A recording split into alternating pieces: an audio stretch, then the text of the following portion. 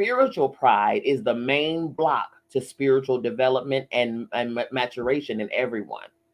Come on. Religious pride by self-identification with the righteous and having the only true way is the basis of all religious wars, rivalry, and dismissal occurrences such as the Inquisition.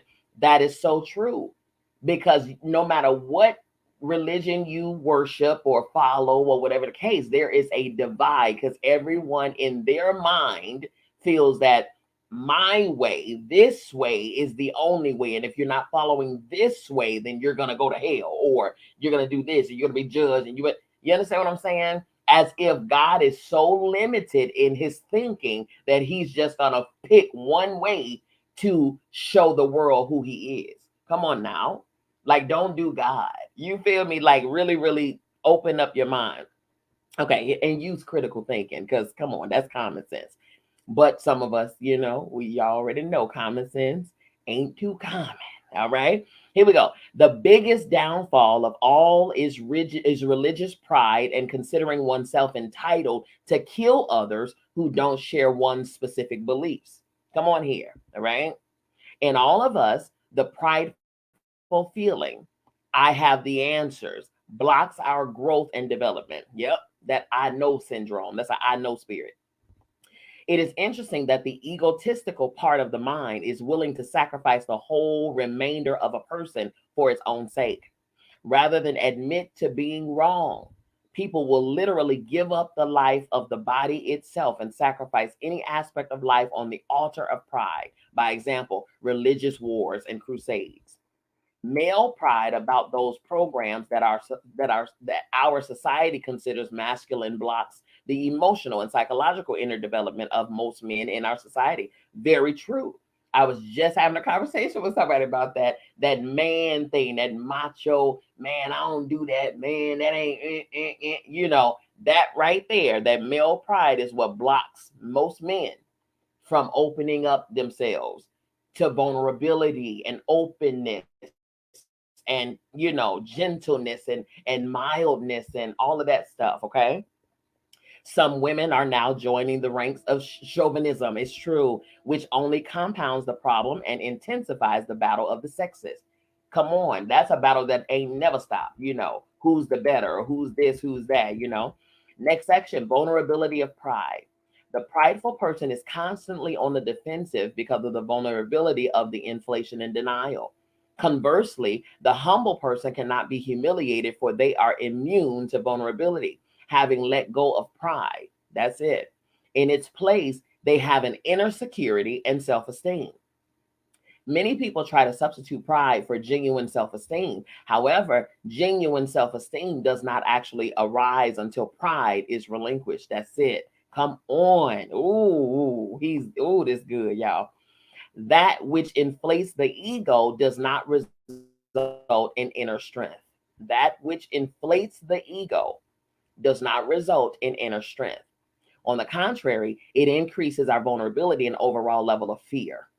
Man, when we are in a state of pride, our energy is dissipated by the constant preoccupation with defending our lifestyle, vocation, neighborhood, clothes, year and make of our car, ancestry, country, and political and religious belief system. My goodness, there is a tireless preoccupation with appearance and what other people will think. So there is a constant vulnerability to the opinions of others. And we call that pride, y'all. We call that pride. Yikes. Okay. When pride and self-inflation have been relinquished, there is an inner security that takes their place. When we no longer feel called upon to defend our image, criticisms and attacks from others diminish and finally stop. When we let go of our need for validation or to prove ourselves right, then the challenges against us fall away. That's true. This brings us to one of the basic laws of consciousness, which is defensiveness invites attack. Defensiveness invites attack. An examination of the nature of pride facilitates the letting go of it as it is no longer valued. Okay. It is seen for what it is, In truth, which is weak, the dictum, pride goeth before a fall prevails. Pride is thin ice. Pride is thin ice. A poor substitute for that rock-like strength, that real strength that comes from courage, acceptance, or peace. Is there such a thing as healthy pride? When we talk of healthy pride, we're referring to self-esteem, our inner awareness of one's true value and worth.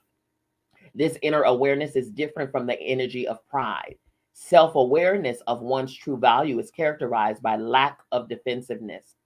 Once we have consciously contacted the truth of our real beginnings or beingness, the nature of our inner self will with all of its true innocence, greatness, and nobility of the human spirit, we no longer need pride. That's it. Once you understand who you are, like for real, who you are, not who you pretend to be, pride, right? Not who you were made to believe you were, deception, right? Delusion, also. Who you truly are. I say this all the time, and I said this before when I said the only real problem that we as people face in life, there's only one real problem. One. I know we like to call stuff problems, but there's only one real problem that we face, and that is the problem that we don't know who we are. Because if you truly knew who you were, then you would stand in the power that you are, and you would face those quote unquote problems from your whole self, from your powerful self. And you would see those situations as opportunities to demonstrate who you are, period. Because what you mean? I don't care about that bill. I don't care about that. And I'm certainly not concerned about that wallet, because that job is not my source. Okay. I will not be led by how much money I got in my pocket, because I may have a couple of dollars in my pocket now, but what I have access to, because I'm a master manifester. Hello, somebody. I know how to bring in what I need when I need it. Just because you don't see it right now don't mean it ain't here. Facts. That's when you know who you are. You're not swayed by nothing. Can't nobody tell you can't nobody tell you anything outside of the truth of who you are. That's how I know that when I see people and how they operate and move about in life, in fear, in low self-esteem, and in lack, and in inferiority, and all of this stuff, that right there tells me one thing and one thing only. This person don't know who they are. This person has disconnected from the truth of who they are. Okay, great. When I take in new clients, the very first question I ask them on our first session is, do you know who you are? Because that answer will determine which direction we're going to go in your therapy sessions. My goal is to be your memory coach. What you mean, Dr. B? My goal is to make you remember who you are, so that by the end of our sessions, you no longer need me. That part. Okay? So that's what it is.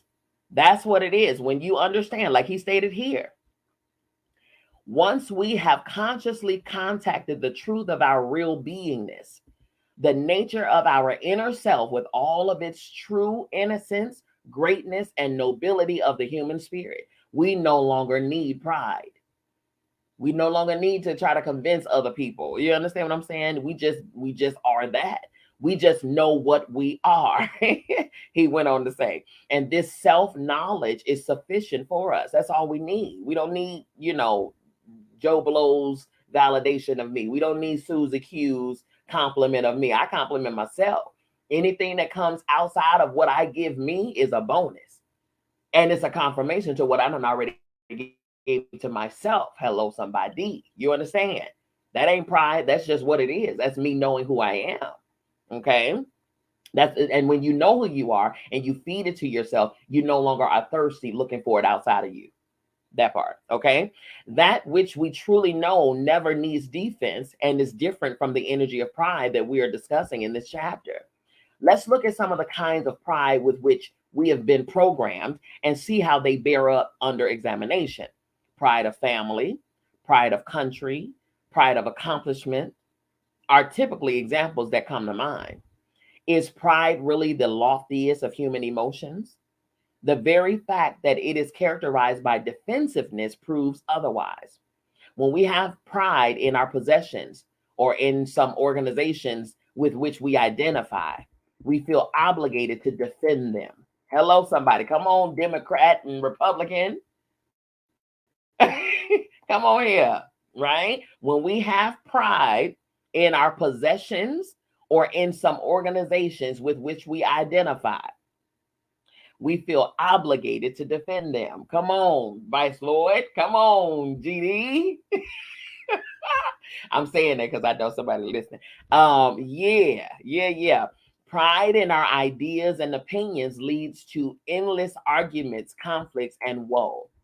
Pride in our ideas and opinions leads to endless arguments, conflict, and woe. A higher feeling state that pride is that of love. A higher feeling state than pride is that of love. If we love all of the things noted above, like family, country, accomplishments, that means there is no question of their worth in our mind. We no longer have to be on the defensive. When true recognition and knowledge replace opinion, when true recognition and knowledge replaces opinion, which is part of pride, there is no room for argument. You don't have to defend. What is the saying? The truth don't need no explanation. It just is what it is, the truth. Our sheer love and appreciation for something is a solid position that cannot be assailed. Pride, because it is a vulnerable position, always implies that somewhere there is a doubt that needs to be cleared up. And the opponent quickly centers on that doubt. When all doubts have been removed, opinions and pride disappear.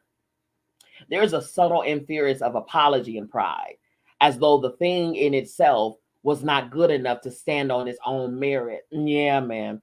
That which is worthy of our love and respect hardly needs an apologist. That's facts. Pride infers subtlety, that there is room for debate and that the worth of something is open to question, and it's not. When we truly love something and thereby become one with it, it is because we see its intrinsic perfection. In fact, its faults, or whatever the faults would be, are part and parcel of its perfection. That's it. Whatever someone else would see as a fault, if I'm loving something and I see the perfection, I see even the flaws perfection. Okay? For all that we see in the universe is in the process of becoming. It's true. In that process, its perfect evolution is part of that perfection. Thus, the half unfolded flower is not an imperfect flower that needs defense. On the contrary, its blossoming is proceeding with precise perfection according to the laws of the universe. Likewise, each and every individual on the planet is unfolding, growing, learning, and reflecting that same perfection. We might say that the unfoldment of the evolutionary process is proceeding precisely according to cosmic laws. It's true. Which also says to me, if everybody is unfolding and learning and growing and reflecting and is seen as perfection in God's eyes, because we are becoming. No one has arrived yet. As long as we are living in this life, we're still evolving, we're still unfolding, we're still becoming. If we've arrived to our state of perfection, it's time for us to go and check up out of here. We're done. There's nothing else to do here.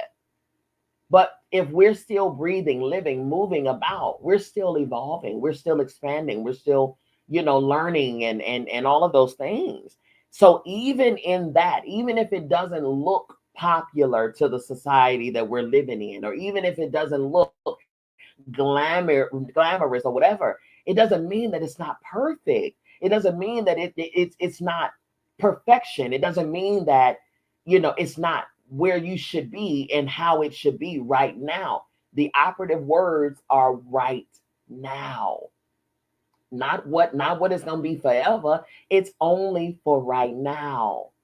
So stay the course and continue to bloom so that you can see the full blossom that you are. You see what I'm saying?